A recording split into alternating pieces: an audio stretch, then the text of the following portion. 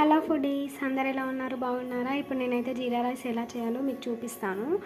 ఇదైతే ఇంట్లో ఏం లేనప్పుడు అయితే ట్రై చేసుకోవడానికి చాలా ఈజీ ఉంటుంది తినడానికి. ఏం లేదండి, ఇక్కడైతే బాస్మతి రైస్ తీసుకొని ఉడికించి పెట్టుకున్నాను. అందులో కాస్త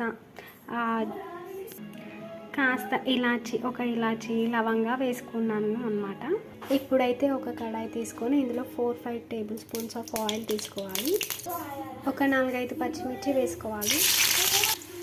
కాస్త ఎండుమిర్చి. వీటి టేస్ట్ మీకు తెలిసేంతవరకు బాగా డీప్ ఫ్రై చేయాలన్నమాట. ఇక్కడ నేను 1 స్పూన్ జీలకర్ర అయితే వేసుకుంటున్నాను. మీకు రైస్ తగ్గట్టు మీరు జీలకర్ర వేసుకోండి. నేనైతే 1 కప్ ఆఫ్ రైస్కి 1 స్పూన్ ఆఫ్ జీలకర్ర తీసుకున్నాను. చూడండి, ఇక్కడ కరేపాకు కూడా వేసుకున్నాను. 2 గ్రాములు. ఇలా కాస్త డీప్ ఫ్రై అయ్యాక కాస్త